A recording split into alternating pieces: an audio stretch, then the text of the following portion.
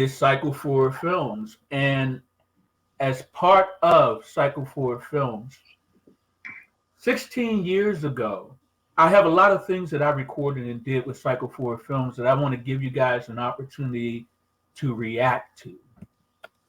And I also want to test out a new function here. I finally figured out how to play YouTube clips.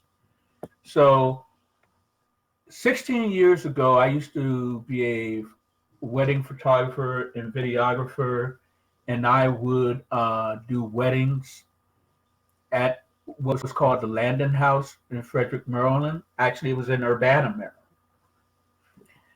And from doing that, I was able to become a part of he wanted to do a Civil War reality show. So because he wanted to do a Civil War reality show, he enlisted me to do it. Since I was already shooting video and taking pictures, he said, hey, can you shoot the video and take the pictures? Well, what he planned to do was have contestants come there for a week to actually, back 16 years ago, reality shows were really big.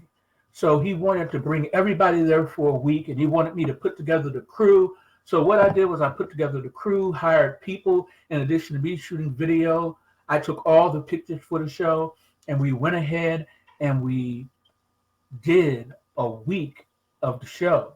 And as you can see, we've got people checking in and watching and commenting. And so now what I'm going to do is, like I said, I'm going to try another function here, and I'm going to try sharing the screen so you guys can watch the promo for the Sabers and Roses Civil War reality show, and you can actually react as we watch it. Because I've gone all around the country for the past 6 years looking for the right mix for this show, as you are the best of the best of the past 4 years of casting calls. Let me tell you, it's going to get worse. I've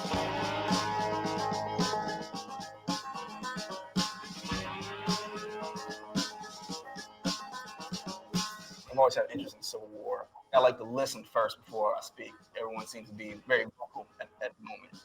I like the reality mixed with the What do you education.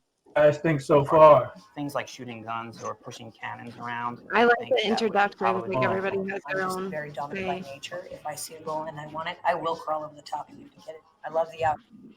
I think it is not a new thing to me. I think I would fare quite nicely. They're all pretty weak looking to me. I'm sure that I can drink and still beat everyone in this competition physically. There's no competition, please. I'm one of the few guys that's actually from the South. I have an ancestor that actually fought in the Civil War. He was a major. My biggest strength is my competitive nature. I don't lose. I can't lose.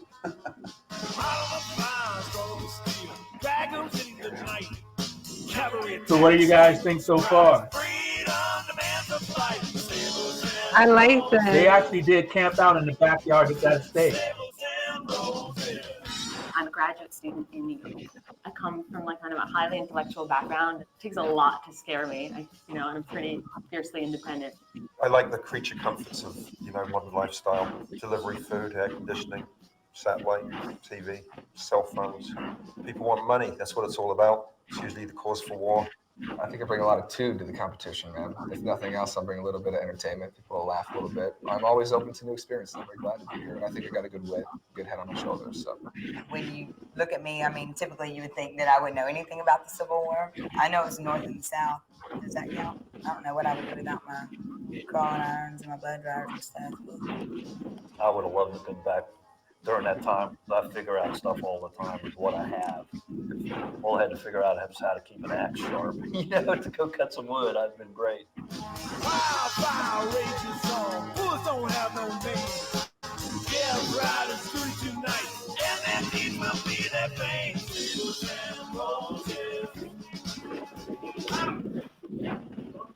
Camera on you, man.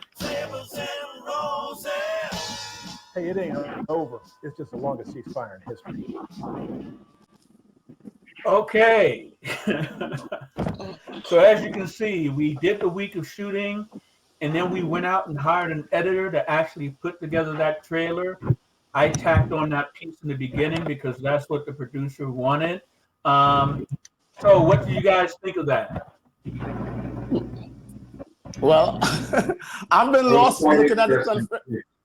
Okay, Jamel is talking. I just said it was quite interesting to me. And what were you saying, Clint? I was just lost looking at the Confederate flag, trying to figure out what was going on because I've been getting bad kind of connection over here on my end. So okay. I've been seeing like a then I'm trying to figure out, it's the reality show what taking place, if it's a competition. But so far, when I look at it, the trailer, everything looks pretty good. It looks really neat, professional. I was trying. Did this air on television, a network, or something like that? You know, that was the part about it that really. I'll give you more of that information, but I'm gonna ask Katie what she thought about it first before I give you guys the punchline. What did you think? No, I actually like it. It was entertaining. I like how everybody had their own introduction and like why they were on the competition and everything. It definitely something I would watch. Well, what I'm trying to do now is I'm trying to get in touch with the guy. It was at the Landon House in Urbana, Maryland, and what he did was he took that trailer, what we shot, and he went to the. Jamel, are you there? I'm here. Oh, You don't even. Did I already What's going on with Jamel? What's that? Did I already ask you what you thought of the trailer? Yes, I was the first one. I was the first one to answer. Yeah, you have a still picture in that video, but I'm not even seeing a picture of. I just seen Jamel's screen just keep buffering. I'm not seeing anything. Really? Yeah. Yeah, it's just a black for the screen longest. for me. It's just a black screen and it keeps buffering. So I was wondering what's going on. Interesting, because I was wondering if in your bedroom and you turn off the camera and you're doing something else in your bedroom while pretending you're talking to us. No. You're funny, man. So basically, what happened with it could be the connection where I'm at too. So basically, what happened with the show was that I came on as a producer, and as a producer, I assisted in getting all the people to film and put together the show, coordinated that entire week, set up schedules, set up everything, and it came out really good. I have hours and hours of footage from the show, and we of course posted some of it online so that people could see it. And that's one of the clips I showed you because in my storage I have the rest of the footage that I have to get out. But in order for me to really show you guys some of the stuff that we have and some of the clips, I'd have to get his permission. But so far, I sort of lost contact with him. But the kicker is the show. We went to a conference called NATPE, and we tried to get a deal. And he had several people who were interested in doing a deal for the show. And then once they did, they could either air the pilot that we shot, or they could shoot their own with their own contestants and sort of start the whole thing over. And we had somebody who was really, really interested in the show. It got to the point where they had the contracts. They were ready to sign on the dotted line. The one sticking point was Johnny Reb, the guy in the beginning, and at the end who says, it's not just over, it's just the longest ceasefire in history. And he had this look. At one point, they had Ice-T attached to the show. Ice-T was going to be one of the people involved in the show. He actually went to Baltimore to see Ice-T, and I sort of tagged along with him. And based on that, we actually had a deal. But the deal fell through for one reason. Do you know what that was? Because of the flag? No. That's history, man. It fell through because of Johnny Reb. He wanted to star in it, or he didn't want it to happen. If he couldn't be the star and the one that actually run the show, he didn't want to sell it.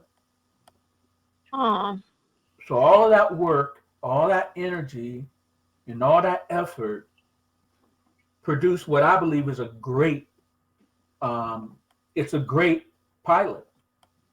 But it's something that in order for me to show more than that promo, I'd have to get his permission, and hopefully I can do that so I can show you guys more. But I'm showing that to show you that the logistics of putting together a week-long shoot like that, or the logistics of putting together the shorts that we're going to start to shoot. I'm in the process of doing all of that now. What I like to do is I like to get a pad. I like to write everything out. Once I write everything out, then I put it in the computer, making adjustments as I go along and making corrections and expanding on the story, the dialogue, everything.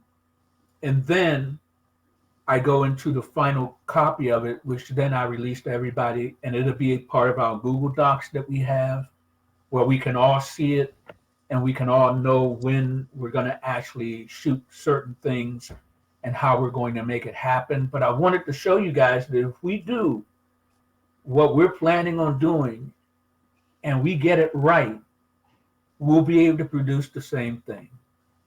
We'll be able to actually make our own films that will look great, that will sound great, and that people will be able to enjoy here on our live show. And they will also be able to enjoy it when we are actually able to present our films and the things that we do at the film festival. This is the film festival that the latest one they have. This is where we will be showing our films once we make them. And it's also where we will be showing films in the film festival that they have.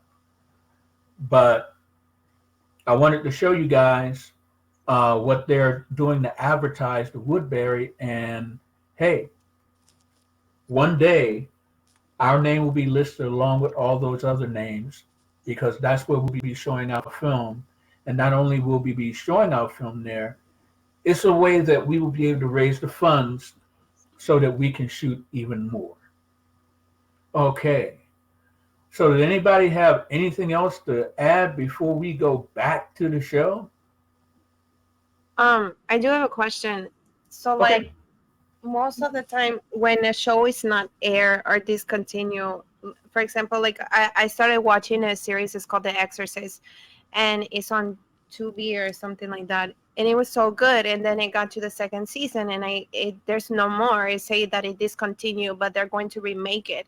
So most of the time when those things don't air, is it because like those issues are just not enough fun, or they just have to remake? Like, what is the purpose of trying to remake it? Is it because somebody else is trying to take over, or how does that work? Well, contractually, everything has to be done by contract. And that's a lot of legal stuff that comes into play, especially when people are investing literally millions of dollars into putting together a production, putting together a show. And there comes a point where they have to commit to investing more money into it. And it takes for a while for them to see a return on their investment. So based on whether or not they think they will see a return or not, determines whether they're going to put more money into a project. And also especially the bigger the organization is, a lot of people who are not creative actually control the creative process, and whether or not a show is made, whether a show proceeds, whether one person is the star of the show or another person. So it's just a lot of things in the background can either propel a show forward or it can just destroy it. And a lot of what you see with shows, it has to do with that. It has to do with the fact that some people want to see certain things. Some people, it's just really, there are a lot of moving parts to it, and you can never really pinpoint one answer. And a lot of times people won't give you an answer at all. Yeah. Sort of protecting themselves. Did that answer your question? Yes, yeah. Anybody else have anything else?